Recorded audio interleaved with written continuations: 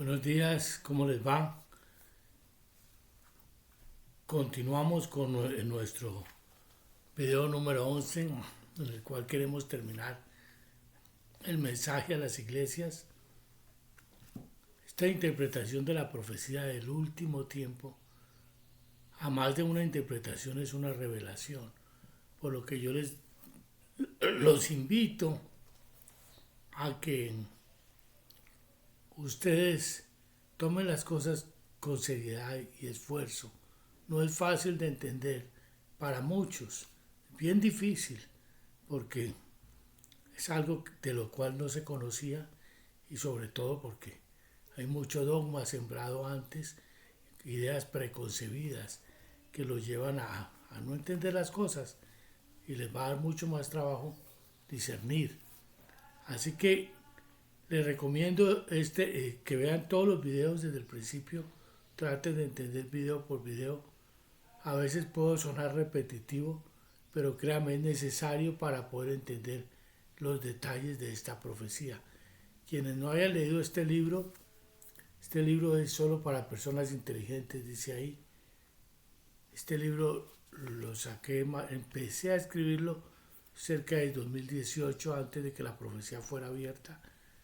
Pero créanme, muchas cosas posteriores, cuando la revelación me vino de parte del Espíritu, me dejó ver y entender lo que había de venir, entonces pude conectar una cosa con la otra, porque aun cuando yo escribía inicialmente no entendía muchas cosas que al terminar el libro pues pude entender, empezar a entender, porque esta revelación se fue dando con el tiempo y hay muchas cosas más que van a ir siendo abiertas para nosotros, pero toda esa palabra bíblica dada por el Espíritu a través del tiempo y dada a sus profetas, especialmente el libro de Daniel y el libro del Apocalipsis dado a Juan, toda esa revelación hoy se hace clara y se puede entender. Por eso en la época anterior era imposible entenderla. No había llegado el tiempo en el cual esa profecía de Daniel debería ser descubierta, que era para el tiempo del fin, de esos últimos 7 años. Así que si no han empezado a leer este libro, porque es bueno leer el otro libro, cuando ya, si usted no ha tenido mucho contacto con las escrituras a través de los años, no ha estudiado mucho, entonces le recomiendo empiece por este. Son libros fáciles, cortos, sencillos, van a lo que van. Y este es ya para la profecía abierta. Entonces lo puede leer si tiene buen conocimiento o base bíblica. Ahora le cuento que los libros son gratis, no tienen ningún costo, solo tiene que pedirlos y esforzarse por entenderlos y leerlos. Porque si usted no los lee, no va a entender. Y entonces, si usted sigue el menosprecio a las escrituras, pues es muy difícil la relación con Dios, porque la relación con Dios es a través de su palabra. El conocimiento de Dios dice, la fe viene por el oír y el oír por la palabra de Dios. Entonces, de esa relación con Él, en un conocimiento mutuo, se establece y se fortalece ese crecimiento que da como consecuencia el entendimiento y obviamente esa revelación que el Espíritu le puede dar. Así que pida los que son gratis, no tienen ningún costo, para que no haya excusas después. Bueno, seguimos hablando de esas iglesias que decíamos que esos capítulos 2 y 3 expresan el mensaje a las iglesias de Jesucristo, que a la final resulta ser el mismo Israel y ese mismo pueblo judío. Por eso se habla de que se le dice que llama judío a quien no lo es y lo descubre, se da cuenta, dando a entender que es el mismo cristiano. Entonces la Biblia entreteje esas dos palabritas que la costumbre nuestra cristiana ha separado a través del tiempo entre el judaísmo y el cristianismo y no ha sabido diferenciar o tener en cuenta esa base bíblica de que el Señor de los dos pueblos hizo uno, Y a ese se refiere esa simiente santa que viene a través de Jesucristo solamente, a través de filtra. Todo ese judaísmo que pasó por el filtro de Jesucristo sigue siendo la simiente santa. Y los que vinieron posterior a eso, que son la iglesia de Jesucristo. Por eso esta palabra es muy clara para las iglesias de Jesucristo, para esas iglesias, y expresa los diferentes comportamientos que la iglesia muestra durante todo este tiempo. Entonces hablábamos del pecado de Baal, que es la idolatría, donde esa iglesia que permite que se llene de codicia, porque la codicia es idolatría, entonces permite que se lleve esa doctrina de la prosperidad, donde el cristiano tiene anhelos de ser y ser y ser. Ese es el pecado de idolatría dentro de la iglesia. La doctrina de Balaam, que es aquellos dirigentes que por lucro o por beneficiar al sistema político o al poder, venden la palabra para acomodarla, o por el mismo pueblo, para darle gusto al mismo pueblo. Entonces venden la doctrina real de Jesucristo de entrega y negación del yo para una doctrina de deleite. Eso es el culto a Balaam. ¿Ven? Entonces venden la verdad de la palabra de Dios. Eso. Entonces nos encontramos un evangelio muy diferente al que se nos ha profetizado o enseñado por años, que ha sido promovido por el sistema político, que ustedes van a ver cómo resulta ser al final esa unión entre la iglesia y la política y el clero, resulta ser esa gran Babilonia, esa Babilonia que la llega hasta Jerusalén misma, es llamada Babilonia, pero hace relación al sistema político, donde el Señor Jesucristo fue muerto.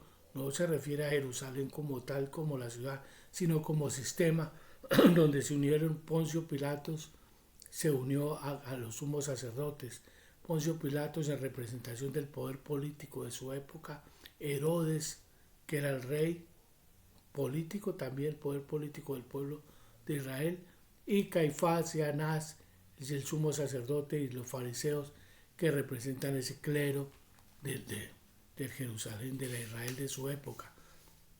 Y eso es lo que se llama, esa unión es la que se denomina la Babilonia, como después más adelante lo veremos, y es la que domina sobre el pueblo, sobre el mundo, y lleva a engañar a las naciones, dándole vuelta al Evangelio de Jesucristo, de aquellos preceptos donde no os hagáis tesoros en la tierra, y de que ama al mundo más que a mí, todos esos preceptos cristianos que caracterizaron el comportamiento de esa iglesia del primer siglo, que vendía todos sus bienes y todo lo tenían en común, y nadie decía ser suyo nada de lo que poseían.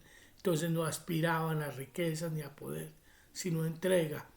Entonces se olvidó ese primer amor, donde el niño ve a la mamá como lo máximo y como el todo, y no quiere sino la mamá, y le pueden ofrecer lo que quieran, pero no acepta nada. Él solo quiere la mamá y la mamá, porque esa fijación que tiene, así debe ser el cristiano con Dios.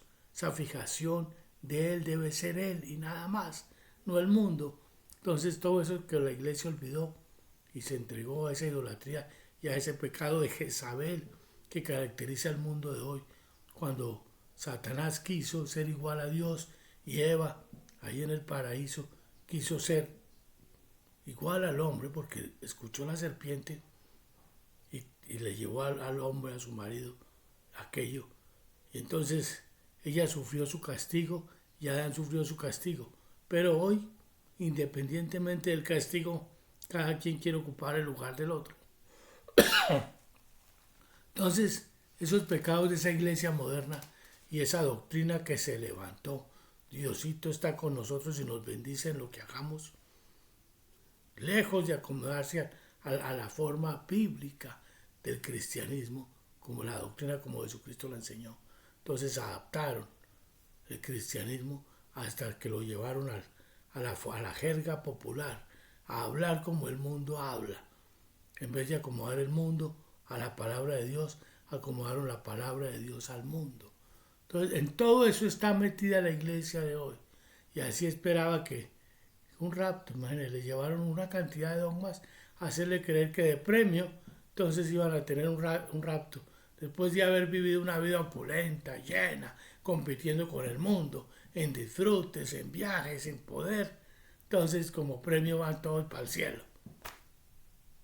¿Qué? Porque eso de la tribulación es solamente para los judíos que se conviertan después, como si los judíos del primer siglo no tuvieron que pasar de la iglesia por una tribulación y ser muertos y perseguidos. Ahora seguro somos mejor para no hacerlo. Entonces, todo eso no era verdad. Ahora nos encontramos con una verdad, un evangelio apocalíptico en los que estamos enfrentando ya el último año, que es el más caótico. Todos lo hemos sentido. Ustedes no se dieron cuenta del periodo en que vivimos. No se dieron cuenta cómo a todos nos encerraron en la casa, nos impusieron lo que quisieron, nos subieron los precios de todo, quitaron la paz de la tierra y ahora estamos al borde de una guerra mundial apocalíptica donde se habla de guerras, de armas nucleares, pestes, destrucción. Y usted todavía pensando en la opulencia y la abundancia, que va a ser raptado y llevado al cielo antes de eso. No, ya hemos vivido. Eso era tribulación. Ahora viene el clímax de la tribulación, los momentos más difíciles vamos a enfrentar en los próximos meses. Por eso si usted me escucha, dése un golpe en el pecho así fuerte y diga, y póngase a oír los videos y quebrántese ante Dios y entienda. La hora está llegando y usted todavía está mirando a ver para dónde va a viajar, qué va a ir a hacer, cómo va a disfrutar, cómo va a ganar su dinero, qué va a hacer con su dinero, cómo comprar una casa más, un carro más, cómo va a hacer de más. Cuando todo esto va a ser destruido y acabado, y usted todavía pensando en atesorar. Entonces esa es la iglesia de hoy, que está adormecida en una cantidad de fábulas proféticas desarrolladas antes del tiempo en que pudiera ser entendida. Llegado el tiempo del fin, el evangelio es diferente. Y es difícil hablarlo y escucharlo porque somos aborrecidos por el mundo. Vamos a ser aborrecidos, perseguidos y destruidos. Pero Jesucristo viene a levantar a su pueblo. Ya llega, está cerca. Entonces, miren esta iglesia. Perdón. La iglesia de Sardis, decíamos, yo conozco tu nombre, que vives y estás muerto. Sé vigilante y afirma las otras cosas que están por morir, porque no he hallado tus obras perfectas delante de Dios. Acuérdate pues de lo que has recibido y oído, y guárdalo y arrepiéntete. Pues si no velas, vendré sobre ti como ladrón, y no sabrás a qué hora vendré sobre ti. Eso es para la iglesia de Sardis, porque dejó morir todas las cosas. Y él tiene nombre de que vive y resulta que está muerto. Ve una de las iglesias de hoy que, con uno de los comportamientos dentro de las iglesias de hoy, que se creen que tienen todo. Y tienen el derecho a disfrutar de todo. Y resulta que no saben ni cuándo discernir, ni saben cuándo viene el Señor ni el tiempo. Dice que si no velas, no sabrás el tiempo en que tu Señor ha de venir. Pero si vela uno, ¿qué quiere decir? Que si uno vela, puede saber cuándo viene y entender el tiempo y entender la profecía. Y yo les digo, se puede entender ya y saber el tiempo. Y el momento va a llegar en que vamos a saber el día y la hora en que Él viene, porque el Espíritu lo va a dejar saber. El Señor no hace nada sin que sus siervos no lo sepan y lo va a hacer saber. Ya dijimos que Jesucristo dijo eso hace 2000 años cuando la profecía estaba sellada, pero ya fue abierta, entonces ya se puede entender. Por eso hay que velar, seguir el tiempo, no adormecerse cogiendo conceptos prejuiciados o dogmas, creyendo de que, se dijo que no se va a saber, que no es porque no se sabe. Pues hombre, eso lo dijo hace 2000 años. Ahora el tiempo es diferente, que había que velar y estar listos para darnos cuenta cuando el tiempo cambiaba y la profecía era abierta. ¿Lógico o no tiene lógica? ¿Para qué se escribió entonces esto? ¿Para que nadie supiera? No, para que los entendidos supieran. Y ahí dice el libro de Daniel que los entendidos entenderán. ¿Ven? Y los otros, los impíos, porque ese grado de impiedad, en la medida en que se aparta de Dios, entonces no van a entender. No van a entender. Entonces ahora es hora de entender y abrir los ojos y ver que la escritura es diferente. Esta iglesia desagrada a Dios en su comportamiento.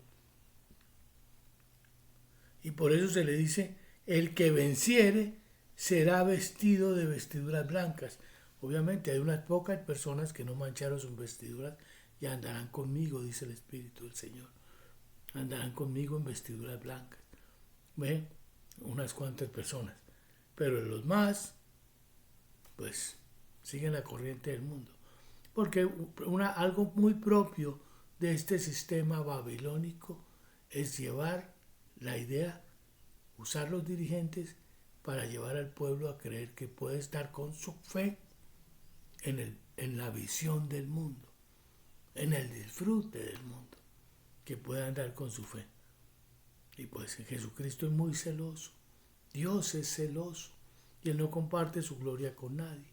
Y Él estableció una forma, y por eso lo dice muy claro en las Escrituras, cielo y tierra pasarán, pero mis palabras no pasarán. Ni una jota, ni una tilde de la ley. Todo se cumple aquí perfectamente.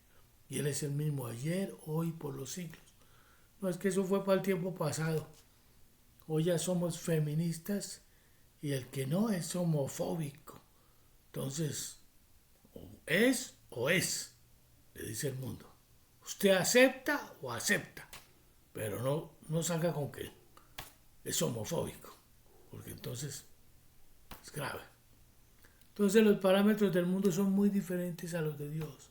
Dios es el mismo hoy por siempre y Él no cambia. Entonces hay que entender su palabra porque no se trata de discriminar, se trata de entender los conceptos de Dios y el propósito de Él para poder caminar sabiamente en medio de un mundo en tinieblas, malo, perverso, como es el mundo de hoy. Y la sociedad de hoy que cambió totalmente los preceptos divinos. Entonces, suponer uno que la iglesia se mantiene inmaculada, eso es infantil, es absurdo. Es completamente... ¿Cómo voy a creer yo que la iglesia, si no se mantuvo el judaísmo en aquella época, por qué la iglesia habría de mantenerse en un mundo que es mucho peor y gobernado directamente por Satanás, por ese anticristo que va a gobernar las naciones, que gobierna las naciones? Entonces, es obvio de entender que el sistema como tal se iba a descomponer. Y yo no podía depender del sistema, el sistema incluyendo la iglesia, porque es parte del sistema, como poder político. Por eso el Señor dijo que Él no los puso a ocupar las primeras sillas. La primera silla significa ese poder político, sino que los puso a ocupar ¿qué? A servir, porque el sirviente puede darse cuenta más y es menos corruptible porque no tiene tan cerca las riquezas y el poder, lo ve lejos. Entonces pues mantiene su sencillez y su humildad, y entonces por eso el Señor habita con el humilde, quebrantado de espíritu, como dice la palabra. ¿Ve? No es con el altivo y el poderoso y el rico. No, Él habita con el humilde, con el pobre. Como dice la Biblia, lo vil y necio escogió Dios para avergonzar a los sabios y los ricos. Toda la Biblia es coherente. Toda esa enseñanza de la palabra es clara y no es contradictoria. Pero no como esa iglesia de hoy que se contradice totalmente lo que enseña. Cuando la palabra de Dios dice amar, dar a los demás, ellos están pensando en tener, hacer, amontonar riqueza tras riqueza. ¿Ve? Llenándose de poder y aspirando a los lugares altos. Y enseñando a sus hijos a esas aspiraciones y lo llaman sueños. Entonces ya sueño con que mi cuenta de banco tiene que tener no sé cuántos ceros. Y eso le ponen los ceros que quieran. y entonces ya ese ya no se habla de millonario, sino billonario y no sé qué cosas, creando necesidades en las almas sencillas, que dejan de ser sencillas para convertirse, llenarse de codicias, como todo el mundo, codiciosos, deseosos de más y más. Entonces al que no sigue sus preceptos, lo menosprecian y lo ven como, eso no vale 2 pesos. ¿Ve? Menos mal que la vara de medir de Dios es diferente a la del hombre, a la del mundo, porque Dios mira los corazones y no lo que hay fuera. Él no cambia. Entonces este pecado de la iglesia lleva a esa iglesia final de la Odisea, que hablamos de la iglesia de Filadelfia, que es aquella que siendo pobre guardó la palabra de paciencia, la justicia de Dios. La palabra de paciencia en cuanto era esperar por completo hasta que Él se manifieste. Que no soy yo el que voy a cambiar el mundo, sino Él. Cuando Él venga, Él es el que va a hacer. No soy yo el que necesito enriquecerme y ser fuerte y grande y disfrutar de este mundo, porque yo voy a disfrutar del mundo con Él.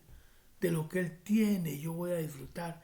Por eso la Biblia dice, delicias a su diestra para siempre. Entonces el verdadero cristiano tiene en su mente esas delicias, no los deleites temporales del pecado, esas delicias de hoy temporales, ratico de fiesta, de rumba, de engaño, de mentira, para luego seguir en el mismo dolor. Eso no tiene sentido. En cambio, las delicias de Él son perdurables, para siempre. Entonces, ¿yo cómo voy a cambiar lo de Dios por lo del hombre? Entonces tengo que ser sabio y entendido en eso.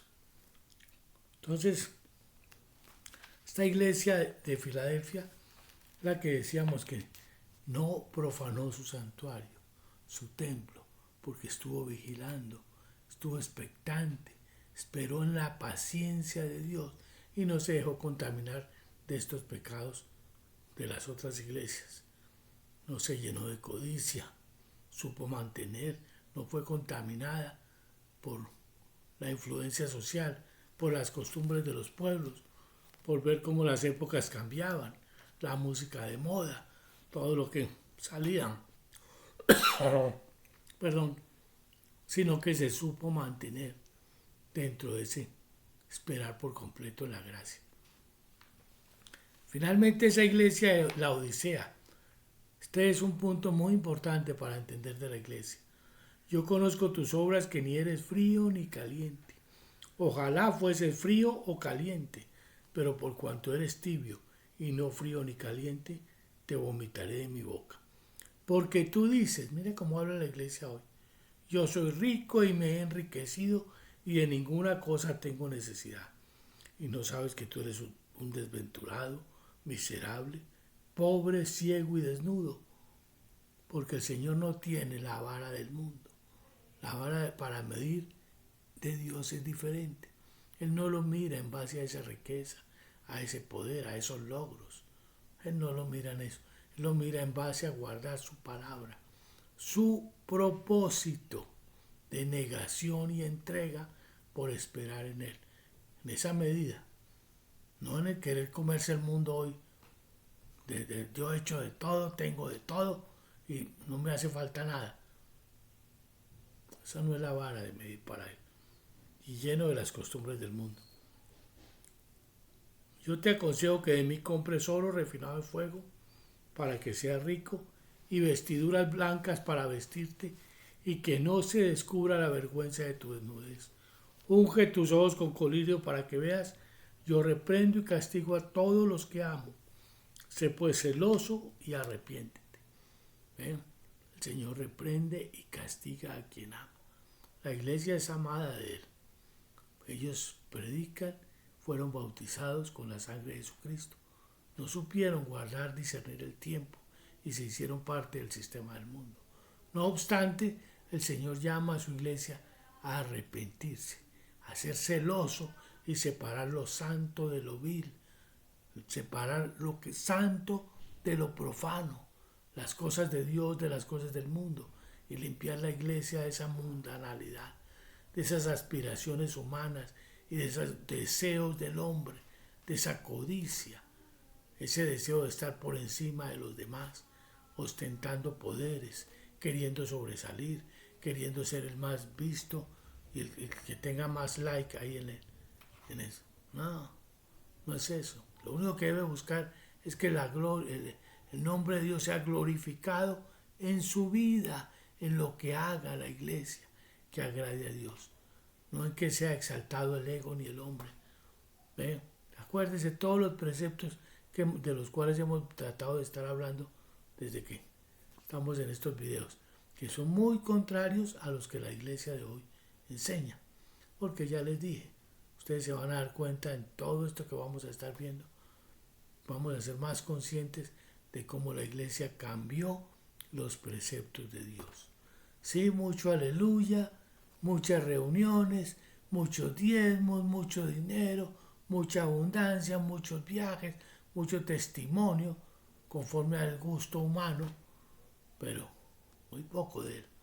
Muy poco de esos preceptos que él enseñó. De dar, compartir, de proveer para los demás, de no buscar lo suyo propio, sino mirar cada uno por lo del otro. De esa vida comunitaria. ¿Cuántos de ustedes han vivido en comunidad? ¿Cuántos de ustedes que me escuchan hoy han vivido la iglesia del primer siglo? Eso fue para el primer siglo, ¿sí? Eso fue para ellos, porque no tenían o por qué. Porque la iglesia se llenó de codicia y ya cada uno quiso tener su casa. Yo les voy a contar, cuando yo empecé mis primeros años cristianos, en la vida cristiana, y de ministerio, quise trabajar en la iglesia, a mí no me gustaba esa iglesia de predicar y venir los domingos, ¿no? Entonces yo lo que hice en Miami fue que abrí casas con misioneros, que yo llamaba misioneros, que misionero era todo el que quería cumplir la misión de Cristo, ese propósito. Invitaba a familias, invité líderes a vivir la vida cristiana. No solamente el domingo se podía abrir para la gente de afuera, pero era para vivir dentro de la comunidad, porque la vida cristiana es para vivirla, no para ir los domingos a la iglesia, porque yo no me voy a salir de la iglesia. Cristo mora en mí y mi cuerpo es templo de Él. Entonces yo estoy 24 horas en el altar de Dios. 24 horas en el altar. Entonces yo quiero vivir con quien está en el altar de Dios. 24 horas.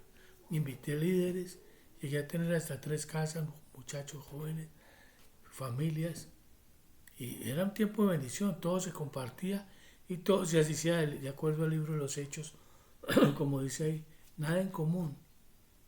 Perdón, todo en común, nadie decía ser suyo lo que poseía. Y todos trabajábamos y no había necesidad para ninguno. Éramos muy bendecidos, teníamos de todo para todos. Pero eso empezó a molestar en un país tan rico, pues a la gente no se siente bien, ellos quieren tener. Entonces la queja continua de las mujeres, ay, pero yo quiero mi nevera, yo quiero mis cosas. No es fácil vivir en comunidad, pero es hermoso porque uno siente cómo se vive, cómo se mueve el espíritu. Pero miren, estoy hablando, eso fue por los años 86, 87, más o menos. Y era el último tiempo, estábamos acercándonos al último tiempo. Estamos en el 2025. Qué bonito haber mantenido eso que fue muy difícil, porque todo el mundo, en un país donde hay tanta producción y se bombardea continuamente, todo el mundo hay trabajos, ofrecen de todo. Entonces, claro, el sueño americano y de todo el mundo quiere volar. Fue muy difícil mantener eso, pero mi anhelo siempre fue trabajar así. Entonces yo por eso, a pesar de tener invitación de iglesias, yo nunca me vi en ese campo de la iglesia de cada 8 días, porque eso como que no era para mí. Como yo vivo en el altar de Dios, yo no puedo tener un Dios de cada 8 días y dar un evangelio así, un evangelio que no es de negación, sino de consolación y confort. Primero se le consuela a todo el que llega y luego se le conforta. abriéndole la puerta del mundo y diciéndole disfrute, porque Dios quiere que usted disfrute. Yo no lo veo así, eso no lo vi nunca. Dios quiere que usted muera al mundo para que viva por Él y con Él cuando Él venga. Y se niegue a usted mismo y se entregue a Él, a los demás, a la enseñanza, a compartir. No tenga, deme y a recibir. Y entonces mire que yo soy hijo del rey, yo puedo andar de aquí para allá, puedo hacer, llevar y traer y vivir como vive el mundo. ¿Y cuál es la raya entonces? ¿Qué es lo que nos separa del mundo si tengo los mismos ideales que ellos? ¡Qué absurdo! ¿Qué tipo de ideología y doctrina donde cabe el cristianismo, donde no hay punto de separación y el mundo y la iglesia vive igual que el mundo, en los mismos disfrutes del mundo? No hay nada. Eso no es. Entonces no pude con eso. Obviamente que no siente que no encaja en medio de todo esto. Pero vi el mundo corromperse y vi cómo la sociedad se corrompía y la iglesia era cómplice. Hacía parte del feminismo. Y yo, pero ¿cómo el mundo puede llegar a aceptar estas cosas? ¿Cómo puede llegar a aceptarlo? Y lo aceptó. Entonces luego ya llegó a verse normal y hoy no solamente es normal, sino que es impositivo.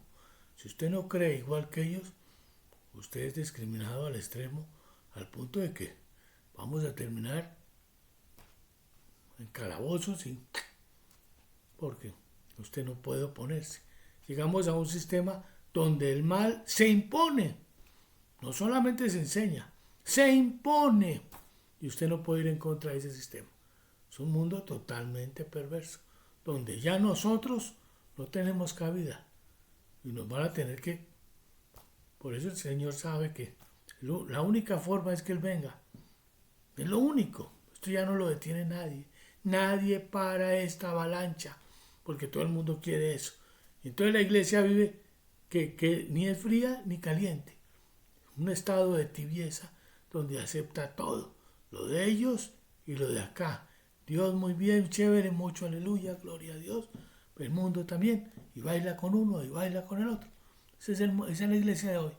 Está entre las dos. Y el Señor dice, ojalá fuese frío o caliente. Pero por cuanto eres tibio, Dios no quiere eso. Dios no quiere esa tibieza. Es el momento en que Él se revela a los hombres, a su iglesia, y es necesario tomar la decisión firme de estar preparado para morir por Cristo, porque ya mi santuario fue profanado. Entonces, si usted no ha leído todavía este libro, este se lo recomiendo, es el segundo. Hay cosas que no puedo decir aquí porque inmediatamente me van a censurar y cerrar. Trato de hablar con astucia, un poco hasta donde se pueda, porque es difícil uno mantenerse en medio de un mundo así, con todo lo que hay que decir y expresar con la claridad de las palabras que se deben llevar. Pero, mientras tanto, pídalo, es gratis. Ahí les doy mi teléfono. En Colombia con el 57 y para todo el mundo. Yo lo he mandado a muchas partes que me lo han pedido y pues esto siempre llega a lugares y va a llegar a muchos lugares. Pídanlo al 315-280-9210. 315-280-9210. Pidan los libros, son gratis. ¿Ok? Y yo se los envío. En el video 12, vamos a ver los dos testigos. Muy importante que usted entienda este concepto nuevo, que usted no ha oído. Yo le tengo quiénes son los dos testigos. Y se lo voy a decir. Así que esté listo porque va a entenderlo. ¿Quiénes son esos dos testigos que aparecen allí en Apocalipsis al final del tiempo? ¿Ok? Dios los bendiga.